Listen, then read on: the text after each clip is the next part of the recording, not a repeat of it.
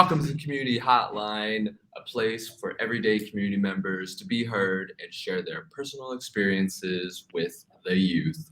I'm your host, Bob Fang, and today we have Miss Alex in the house. Yay! Alex, why don't you introduce yourself? Hey, I'm Alex and I'm a wellness specialist. I run my website, bionicalex.com, and I just spread knowledge about how we can gain peace of mind in our lives and little tools to make it easier to gain some peace of mind in our lives, pretty much, trying to I love that. live this life. Can you define what that means, like peace of mind?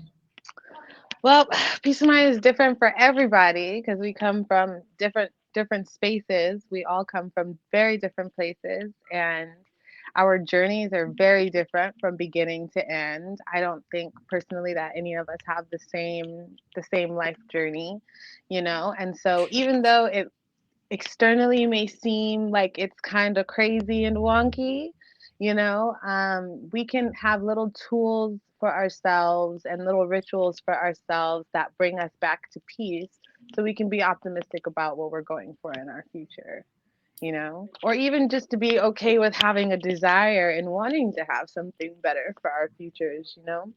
And I Love don't that. think like we get that a lot from our parents or grandparents, because they've been through some pretty interesting times themselves, But I think that my life has been easier having some of these tools and growing up with them. So I just try to share knowledge as it comes across comes across my own personal journey. Love that. What are two tools that you use for peace of mind for yourself? I'm huge on ritualing things that I have to do every day. So if I have like a tooth pain, I try not to like have pains and things. I try to be preventative about that. But my rituals of like the vitamins that I take, the water that I drink, I ritual that with positive affirmations is always a good tool.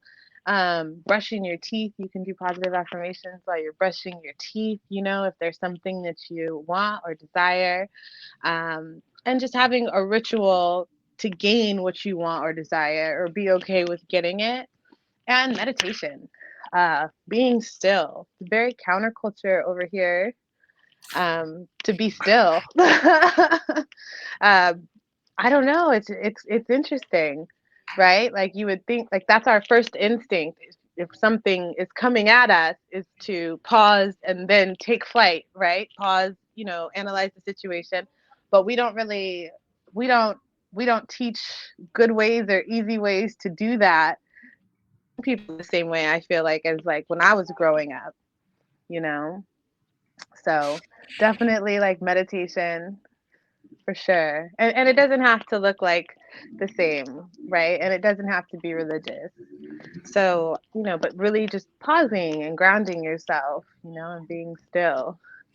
It helps. It helps. Got I it. Got promise. kids definitely need that for sure. They're always bouncing around. I'm sure you know. Yeah.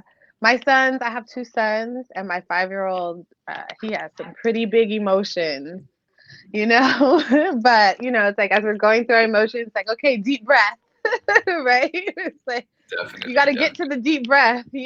So just being still and being okay with being still when you feel overwhelmed, you know? I love that. And I it's a love that. practice. It's a practice for me, for sure. Let's get Yeah. right into the deep questions then. First deep question that we're gonna get started with is what are three defining moments in your life and how do they impact you? Whoa, those are pretty deep questions. Um, I would say not, being born was kind of intense. I think I was like talking to somebody recently because, like, when I was born with the umbilical cord wrapped around my neck, so they had to revive me, so I wasn't breathing. And I was talking to a healer friend that I have, and she was just talking about how we come and we have trauma on us from the womb, And so I was like, dang, I guess I really didn't want to be here in the first place. And now I'm here trying to make the best of it. That was, yeah, I was like, I can kind of feel that, like when I wake up in the morning, like some people can just wake up and be like, "Oh, this is a good day," and I have to ritual, I have to meditate, I have to be like, "Okay," talk myself into into getting going, and I think that came from birth, uh, from the conversation that I was having, and then what else? I started working with this super cool music producer in 2007, and that kind of changed like the entire trajectory of my entire life. I never thought I would have gone into like a creative um, business or music business or anything like that. And so instead of me being like school, just like really anal and all this, that's how I got to make money. I won't be anything.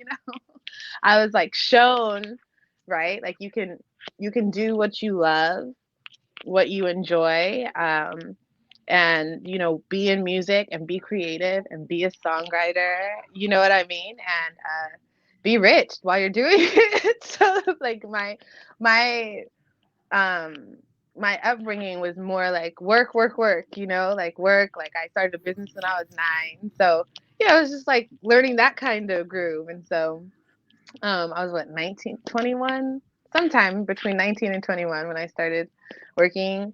And I got to like work with Dr. Dre and Alicia Keys and like all these really big creators and big creatives, who are successful in that space. So that made me say, oh man, what do I want to do? Instead of like, what do I feel like I have to do? And so like this past year, I kind of took a break from just the go of Los Angeles and just working and planning on working and planning the next 5 years and 10 years and that kind of thing. And I like have like my sound healing practice that I have and stuff like that. And so that definitely shifted my perspective on how I'm going to live my life as I'm getting older for sure. Um, and then I'd say the third one, dang, these kids, man. It's really weird having kids. It's a trippy thing to think about, right? Like you grow them in and you gotta like eat what they want to eat, and then they come out and they still are trying to like boss you, right? Like if they're people, and you're like, dang, you are a people. Like I don't know. It's a surreal experience. Like it's like it almost feels like my ancestors came back like, what y'all here for? You know how like your parents pop up at your house and you're like, I wasn't expecting you. I feel like that's what having kids is definitely like. So I just have had to shift my how I do things, not so much what I do, but just how I do things, to prioritize myself more. Like having kids taught me that I have to prioritize myself, Mm, right? So yeah, that shifted everything. I love that. I love that. So we have being born, we're getting into the music business, meeting the producer in 2007, and then Yeah. having kids. Three defining moments. Yes. Let's get into the first topic then. I think we can go straight into love. Uh, what is love? I think love is like this expansive energy, that's it can be defined differently by different humans, right? But I definitely think it's a vibration and an energy exchange more than anything else. Like I love my kids. I love my tribe, as I call them, because they're not particularly like my birth family, my biological family, but it's definitely expansive. It teaches you. I think it's interesting, like the fairy tale of love that we have Mm. over here in the West, for sure. It's What does getting kind of wonky on the internet. what I'm sure like I guess this has to do with more like teenage pregnancies, but like girls getting pregnant in school since most people are listening are children. Yeah. Um, what what can they expect as like a first time mother? Oh, wow. I think that, Challenges. yeah, I think that when you're blessed to be pregnant, no matter how old you are, It's a process and it's a healing journey, and either we take the opportunity to heal ourselves, and when we heal ourselves, we kind of heal our lineage as we're healing ourselves. And I'm not gonna say like whatever you don't heal, then the baby will come out like that, but it definitely makes the journey and the relationship of having children easier when you can, if something comes up that's really scary or frustrating, or you see something that your parents did that didn't feel good, to just kind of like heal that space for yourself and say, hey, I'm confident, I could do this.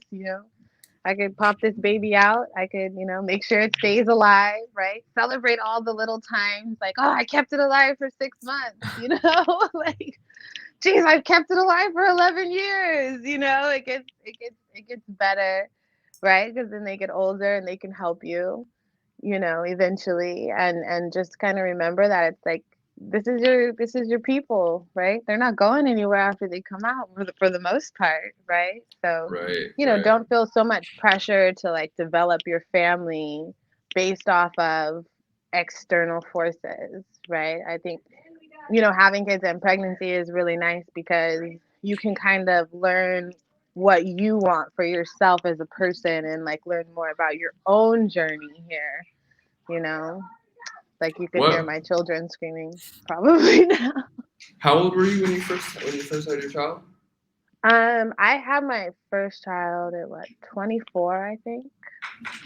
I was And then, 24. I was and what older. was going through your head? What did your mom think about that, or what does your My parents, mom was really sick. Like my dad, I wasn't in contact with my dad at that time, but my mom was sick. I didn't know she was sick, but she had cancer.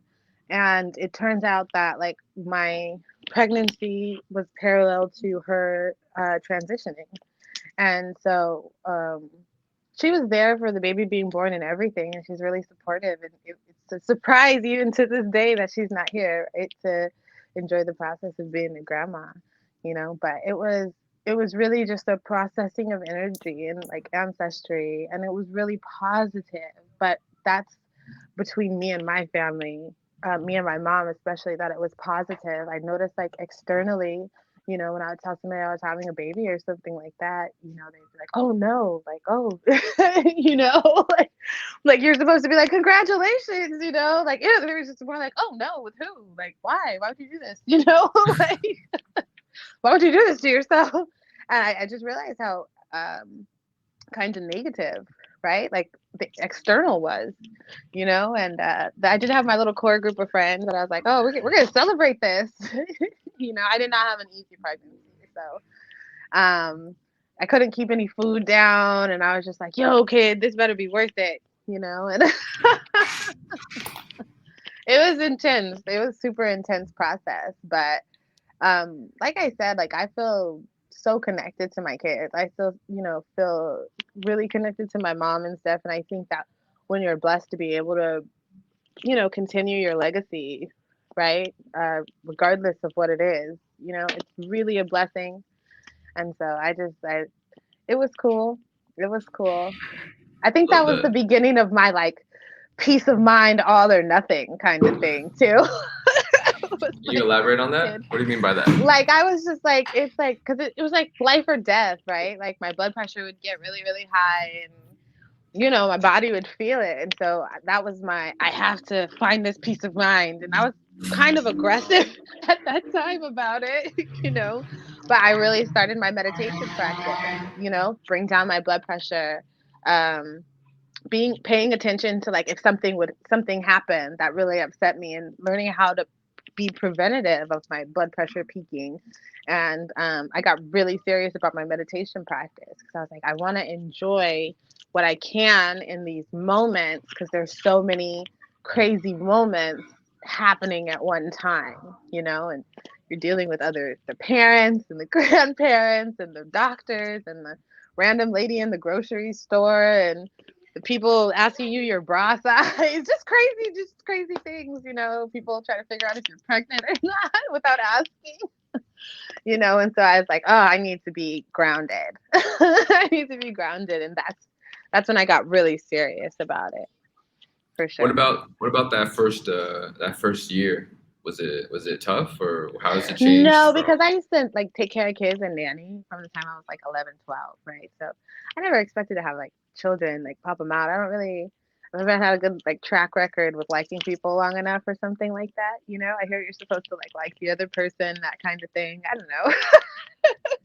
So I never expected it to be that way. But it was intense. It was scary because I breastfed, and that's a process. That's a really intense process that you got to get into a system, and believe in yourself because people have their own issues that they're projecting on you. So it was really like kind of trying to stay away from people so I could figure out my own groove between me and my baby. And like my baby wasn't crying. He was so chill. Like he didn't cry a lot or anything like that. We were pretty chill, listen to music, like listen to our jazz music and kind of figure it out. And then we started kind of like going to play dates and stuff like that. And I was like, oh, everybody's household isn't like this. You know? I think that was like maybe like 3 years old. About 3 years old, I was like, oh, this is getting kind of crazy. Like the first year was really chill for me though. But I was like I said, I was really intentional about like peace, protecting my energy. I was like, I want to show my kids that you could be chill, you know. What did you mean by like other people projecting their things on you Oh when my they're God, like doing? everybody has a pregnancy story. Like, and I find myself sometimes doing that to other people too. And I'll just have to like catch myself and be like, "Oh, but you'll be fine." You know what I'm saying? But like we go through traumas. Like pregnancy is an intense trauma on the body. And so, sometimes as moms, sometimes dads too, are triggered, right? Like if you have a premature child or if the first time your kid or your little brother or sister got sick and you had to take them to the hospital and stuff like that. So we're triggered. So like when you see a baby, sometimes you'll walk up and be like, "Oh, does that baby have eczema?" "Oh, well, when I had eczema, we, dipped the baby in bleach." And it was just like, don't. And people said that a lot to me. Like a lot of people were like, dip the baby in bleach, put alcohol on the baby's gums. I'm trying to tell you, us Americans, we out here.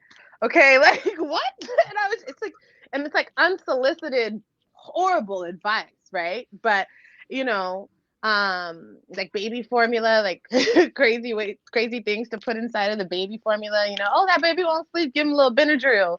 And it's just like, what? I'm horrified. But it's a lot of practices in different countries and in different places and stuff like that. You know. Put some Um, Benadryl in the baby formula. yes, from everywhere. Like, just walking around, just walking down the street, especially like elders, like they just have these things that are like from their culture, whatever that may be, and they're just like, let me share this with this mother. I don't care if she needs to hear it or not, even if it's terrifying. Like people are like, yeah, my cervix fell out and then they had to stuff it back in, and I'm just like, I don't know you, ma'am. You know what I'm saying? They're like telling me these crazy stories. So I had to tap in and vibe in because any instance and things that we go in through life, like I believe in divine timing and I believe that I'm supported by God and the universe, and so I was like, my journey is my journey. Thank you for your advice. And then I keep it pushing, But like, even mothers who are refugees from other countries, they would bring me like big bags of food that like my baby can't eat this. The baby's only like a few months old, but they went through so much traveling, to where they live now and stuff and with their kids. So they'll send big boxes of I had great things. I had so many fun things. I had glass bottles. Like you would have thought I was Amish for a little while. I had like the cloth diapers because people were sending me these things. They were like, if you lose all your money and you can't buy diapers, you have to have these cloth diapers. And the baby was so tiny, and the cloths were so huge. I'm just like, how big do you think my baby is? And they write these long letters on how to do things and what to steer clear of, and like, don't get married to this type of man because the children don't need to see this. And I'm just like, I'm just trying to breastfeed. I'm just trying to breastfeed as I'm That's supposed to and mark it in my little notebook. that's hilarious. That's Yes. hilarious. Well, thank you for sharing all these life stories. Speaking of mothers, I have a lot of kids who have some trauma with their parents. Like, oh, I can't, I don't get along with my parents. They don't listen to me. They don't get me. What's your relationship with your parents like growing up? Well, my mom passed away the day after I brought my baby home from the hospital, but we were very close in the sense that like she was my mom and she was very honest. She wasn't the most like squishy, nurturing type of mom, but I had people in my life that were like that, so I didn't miss out on anything. But as I got older, I realized, that she was not very squishy and, super affectionate, but like neither is my grandmother, my aunts, and that kind of thing. Um, and I had to learn how to reparent myself because my dad wasn't in the picture, and when he was just causing chaos and drama and blaming it on everybody else, kind of, like, um, and so my mom, instead of being like, yeah, bring that chaos over here by any means necessary, you gonna raise this baby, she she kind of was like, no, that's all right. No, thank you.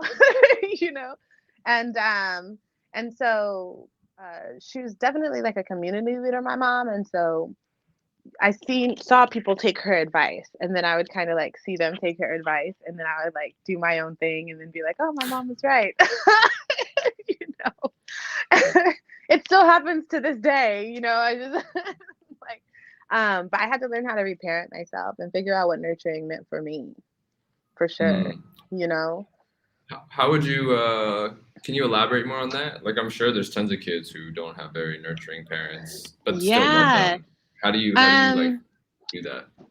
I do. How did I like when I was like 13 years old, I went to this workshop it was an inner child healing workshop. It's called Healing the Inner Child. And I don't think I was like it was for my age range. I believe it was for like 30 like 40-year-olds and up was kind of the gist of the workshop, but my mom was going and stuff, so I was really young. I just remember them going around the circle, and the guy who would start, he'd be like, think about when you're a baby and then your 20s and then you're 30, and I was sitting there like, oh, I can only go up to 13. But they gave us an exercise to write a letter to ourselves, our younger selves.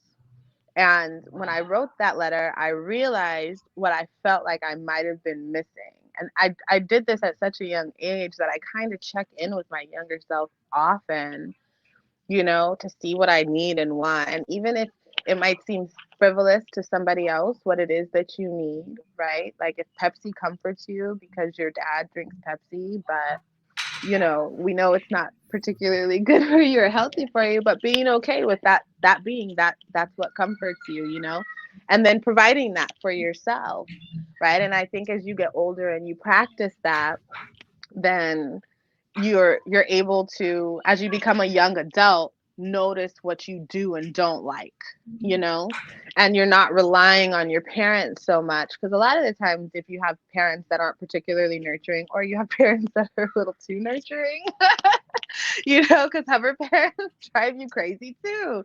We become independent, right? But we don't become independent with guidance, right? And so I think checking in with even if it's your younger self of last year, we can check in with Mm. ourselves and kind of like figure out what it is that we need for ourselves. And we don't have to share it with other people. It can just be that letter, right? Until you're in a place that you can do something for yourself about it, because sometimes when we share things with other people, they look at us like, you don't need no hugs, right? And you're just like, that's it. I just wanted a hug. What's wrong with that?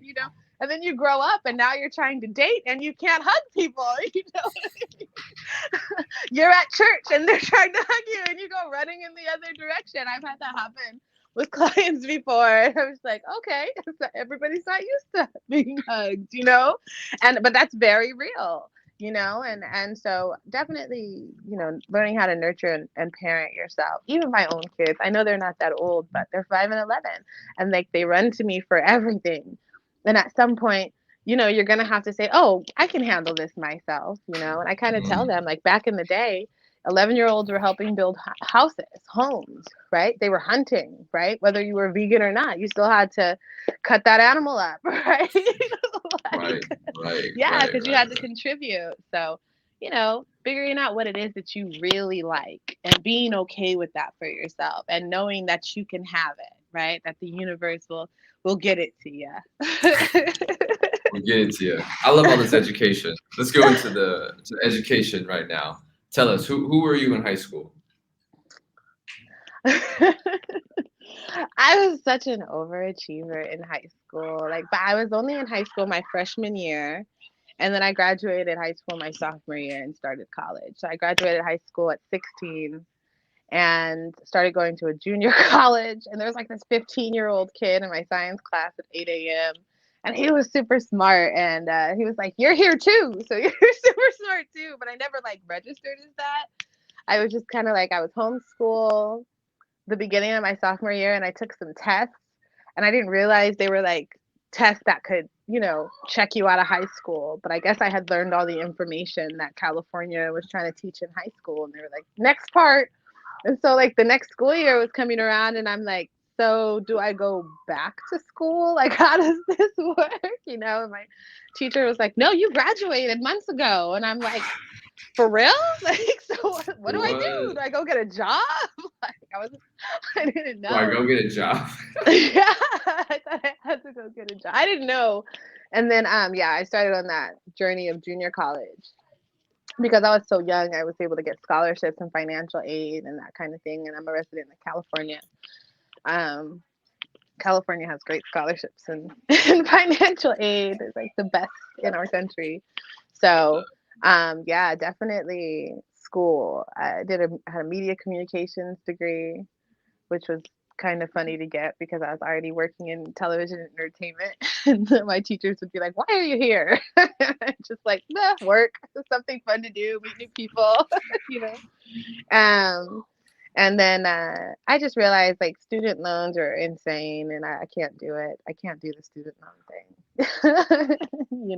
Because there's so much information that you can teach yourself how to research, and with the internet, wow, we're living such a time that you could figure it out. You don't have to be like really really big about it. Books do still exist. That's a secret. Like if you can't find it on the internet, find a book. Find an old person with a bunch of books and get the information on your own. So I think I'm an eternal student for sure. Do you think the school system is a scam? Absolutely, I do. I actually was screaming that just yesterday because it was Martin Luther King Day here. Do you homeschool your kids or? Yeah, both my kids are homeschooled at this time. We tried to do traditional school. I worked at a school, and it was very, very. There should be no reason why races racism should come into play with small children. I don't care. I didn't like that, and so I said I'm not about to be going back and forth with these people when it comes to my kids' education, and I want my kids to enjoy learning forever. And to know that they're smart, right? And it doesn't have to look like what this teacher said smart looks like. You know Mm, what I'm saying? mm. So we're definitely homeschool. How do you have you ever dealt with like bullying? I know you mentioned racism earlier, but how would kids deal with that if they had no option? They would have to be in school. Yeah, I definitely say find your tribe if you can, even if you're an introvert, one other person, having that one other energy around, because a lot of the time bullies are people who are going through something, right? I think people say hurt people hurt people. And so we don't always know what everybody's family life is like. And if somebody does something to you and they're continuously doing something to you, I'm not saying be like a tattletale about it, but especially when it starts to get dangerous, oftentimes like those people are going through something also, right? So if you can find even a counselor, somebody who works at your school, it doesn't particularly have to be a teacher to confide in, right? And just be honest with them and open with them that you're not trying to cause any confrontation. If you don't want to be put on spotlight, you're not, you know what I'm saying? But just definitely having somebody, even a family member, somebody that you can talk to. If you don't have somebody that you can confide in, write it out, write out what the issue is, write out scenarios, so you can release those feelings. And if it gets dangerous, because I've been bullied before, and it turned me into a bully. I had to, That I had story. to Tell get, us that story. I Tell had us to that get my story. peace of mind on. But I was like the only person of color in a lot of my elementary school, middle school spaces, and that kind of thing. So, um, it was intense. Like when I think back on it, like why y'all tripping off of little old me? I was just minding my business, getting my straight A's. But it was heavy. And I remember just like going home and but having to have that safe space of like being at home and feeling safe at home or at church, or I had to definitely seek out adults that I felt like I could trust. When I really had a difficult time being a kid because I felt like I was being not only bullied by other kids but also adults, um and so that kind of taught me to internalize bullying, and as I got older I realized that I do that in work environments and all that kind of stuff too. As I got older I had to check myself, because if I feel defensive, I'm like I'm a different person than when I have my peace of mind. Like if I had a crazy last week and I don't do my meditation, I have to walk into a studio with a bunch of big old dudes who are bullying and think they run everything and everybody. You know what I'm saying? It's a very different interaction than You're gonna let if them I'm know not who you are. grounded. Yeah, yeah. Then so if you have to be defensive and you feel like you have to defend yourself and stuff like that, definitely find a safe, a safe person or safe space so somebody else can give you perspective, right? Or even help you just, if you want to be a little passive aggressive, just, turn every time the person comes, walk the other direction. you know, don't be by yourself with bullies. It's like because most it's like, why are you obsessed with me, right? Like it's very strange. Right. Pray for them. Definitely that. I prayed. I prayed for a whole lot of folks in my upbringing. Yeah, for sure. I love that. Love that. I love those stories. Let's move on to the last topic of the day, which is money. Tell us, what is money? Man, it's just a currency flow, man. When you realize you have a desire, the universe, like other people have desires also, right? So you have your desire, you say, hey, this is what I need, and the universe will make a way for you to get it. I guess in the years that we're living in, there's so much capitalism popping off, right? And so I don't I don't view capitalism and money as the same thing. I think currency is a flow because even if capitalism, the little capitalism monster falls, right? We still have bartering. We still have, gifts, right? And so I see money definitely as an exchange. It doesn't particularly have to be Love that. capital currency. How has your understanding of money changed from high school to now? Oh man, I started my own business when I was like 9 years old. So my mom used to hang out with like a bunch of motivational speakers and stuff like that. She's a doctor. And she decided that she wanted her clients to be luxurious and rich. Understandable, right? So, so um, watching those people really take a lot of risks with their money taught me that money is a flow, right? That currency is a flow, um, and I have not stopped. I've not changed how I feel about money from the time I was in high school. When I was about 19 years old, like when I was saying I started working in music, like my mom was very frugal, even though she was a doctor, and we had a pretty decent flow, kind of like basic, rent paid, that kind of stuff. Sometimes things would be a little late or whatever. But the idea of having this infinite amount of money was not in my household. You know what I'm saying? It was like, does money grow on trees? You tripping, girl. And so when I started working in entertainment, like in music and stuff, I get to go to strip clubs and crazy things like that.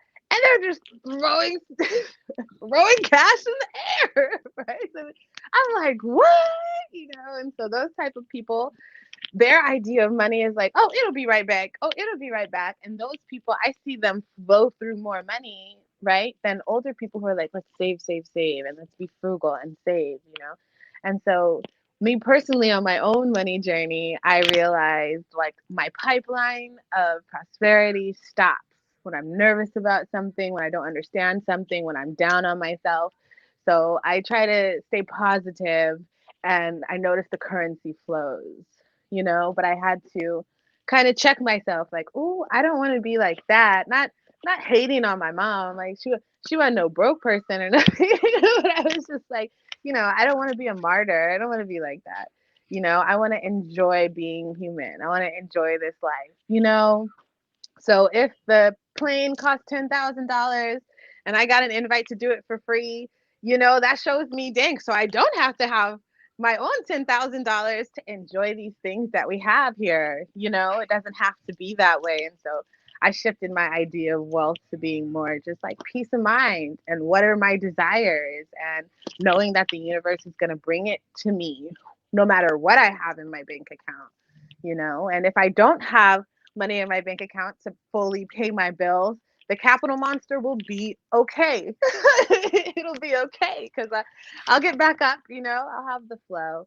But just definitely learning about the flow of wealth and being okay and not stressing, because that was not how I was raised. So, like, that comes with that reparenting too, and looking to people that I admire um, online or in person, people at church, people at my school who is like, ooh, I like how they, what it looks like, how they're living, I like how they get to go on trips and that kind of thing, and being able to plan, hey, if they can do that, I wonder if how I would be able to make that for me.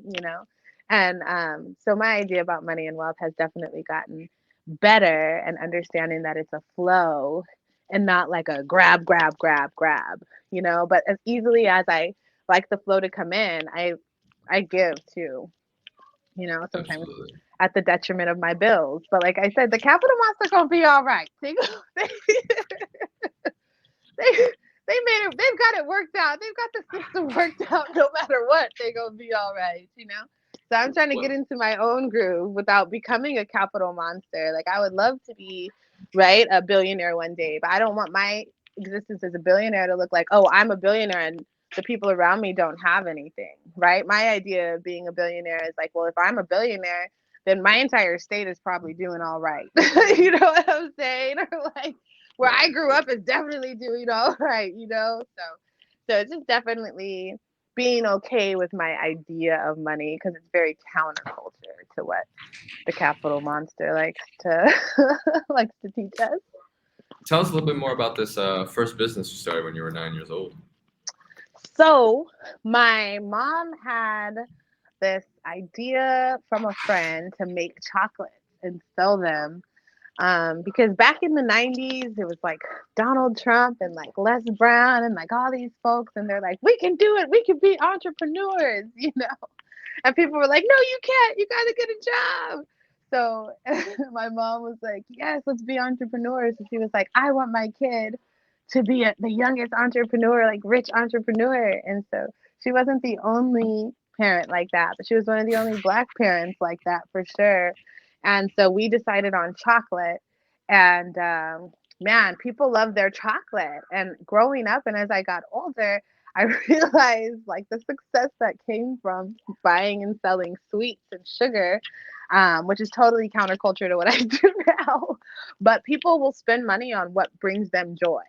You know what I'm saying? No matter how much money they have in in their pocket, they'll if the brownie is $5, if the chocolates are $5, they'll be like, "Will you take this $4.50 in my wash?" you know, especially if they're having a tough day. Um, but I learned about marketing and advertising and creating marketing and advertising that appeals to people, that tells people what's the point of what you're doing. I learned how to spend money when I made it. I Much more definitely learned chocolate. how to. I learned how to do that. And so I've always had a business. Like no matter if I have a job or not, I've always had a business. Like last year was the first time I kind of stopped operation on everything and I didn't really stop. If somebody called me and asked me for something, and I could provide the service or the product easily, then I did that. But I was like, dang, I've been doing this a really long time. And there's people out there who don't don't do that at all. They've never they've never done anything like that. They've never been an entrepreneur. People sometimes they don't even have jobs and that kind of thing. And so, but I just learned a lot about that I'm in control of my life, Mm. right? From being an entrepreneur at that young. Because it's older people who would come to me when I was like 10 or 11 years old that were like, oh, I wish I had your spunk when I was that age, and it would be like, but you could do it now, and they would like laugh at me, and I find myself doing the same exact thing now, saying the same exact thing to people like, you could do it now. People have been saying this to me since I was little, but I don't even eat chocolate. Like, I don't even eat chocolate. You didn't eat chocolate back when you were 9? No. My mom was a naturopath, and if we could have grown our food then, we would have. But we were in the middle of Los Angeles, so no, I'd never been into it. So what do they say? Like, eat your own product. Exactly. I've never been that person. So all of my businesses are definitely that's the business. This is me. I'm the owner. I'm not the worker, like I definitely have that training for a very young age. So I'm super grateful for that. But and my kids are my oldest son, he's very entrepreneurial, but my 5-year-old is like, I'm gonna eat all the chocolate. And give some away to my friends. My oldest one is like, okay, we have chocolate left. Let's make it cheaper to get rid of it. You know what I'm saying? The little one is just like eating them. In the corner. People are buying the sweets and then giving them to him and giving the money to my oldest. So there's very different little business minds. I think the little one's gonna go into something creative. He's eating too much of the product. Yeah, mark my words, community hotline. I love that. Any before we wrap this up, any final I guess 2 pieces of life advice for your kids, if when they grow up and they see this?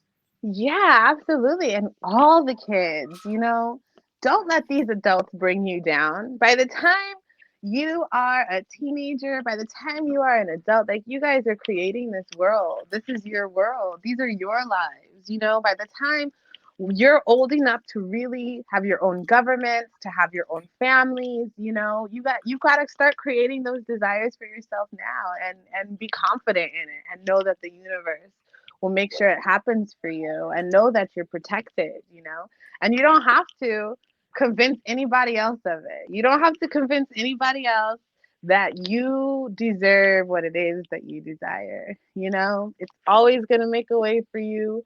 You're going to be all right as long as you take some deep breaths, as long as you keep breathing. You have another opportunity, and if it gets overwhelming, right, it's okay to give up and try again tomorrow. You know what I'm saying? It's like, okay, we're done with today. The best that you can, and try again tomorrow, and just show up. And if you can't, show up and do your best. Y'all got this. We got this, guys. We're all on this journey. We got this. I love it. Where can they find you, Alex, if somebody wanted to reach out? BionicAlex.com or BionicAlex on Instagram. BionicAlex.